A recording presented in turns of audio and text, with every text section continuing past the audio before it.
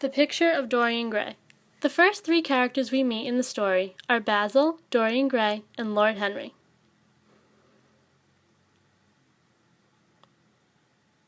The story begins with Basil painting a portrait of Dorian Gray, his most prized subject. Soon after, Lord Henry enters and captures Dorian's attention, which Basil is not happy about. He is worried that Henry will destroy Dorian's innocence and beauty.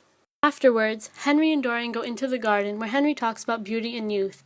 Dorian worries that his beauty will fade, and he curses the painting and wishes that its appearance will show the effects of his life and that he will remain forever young. After listening to many of Henry's speeches, Dorian becomes a disciple of the new hedonism. Making sure he is living a life of pleasure, Dorian goes to the theater and falls in love with the great actress Sybil Vane.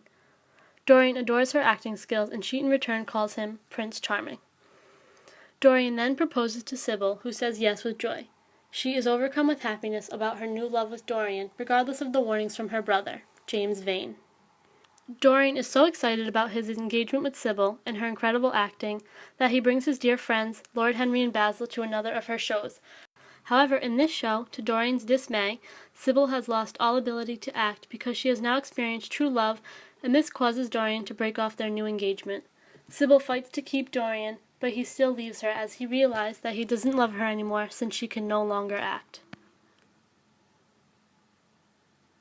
When Dorian returns home from the theater, he notices that his once beautiful portrait is now sneering back at him. He worries that his wish for the portrait to show the effects of his behavior has come true, and that everything he does will now be shown in the painting. In an effort to hide the changing appearance, he covers it with a cloth so no one can see the changes. Dorian is worried about the changed expression in his painting, so in an effort to regain the beauty of the portrait, he decides he will make amends with Sybil the next day and tell her he is sorry and that he loves her. By doing this, Dorian hopes that the sneer in the painting will disappear and that his true expression of happiness will come back. However, the next day, Lord Henry pays Dorian a visit and tells him that Sybil has killed herself because Dorian broke off their engagement. Dorian is upset at first about Sybil's death, but decides to listen to Lord Henry and consider it an artistic triumph. Dorian continues his hedonistic behavior, and the portrait becomes uglier and uglier. Basil stops by one night to see the portrait in Dorian's home, but Dorian refuses to let him see it. After Basil leaves, Dorian puts the portrait in a room in an upper corner of his home, where no one will be able to see its hideous transformation. Dorian knows his recent behavior is causing the portrait to change, but does not want to repent. 18 years pass, and Dorian has been living a life of new experiences with no regard to morals or standards of London society. Regardless, he is still accepted by his peers, since he looks so young and beautiful. As a result of all these terrible actions, the portrait becomes increasingly hideous over time. Basil makes another visit to Dorian one night before he goes to Paris. The two have not seen each other in 18 years due to Dorian's new way of life.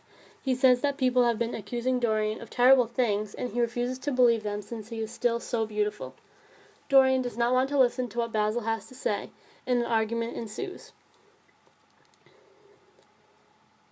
Dorian eventually decides to show Basil the aged painting and its ugliness.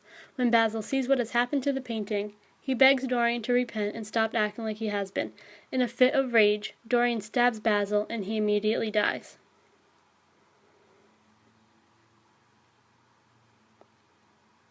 Dorian blackmails an old friend of his who happens to be a doctor to help him get rid of Basil's body.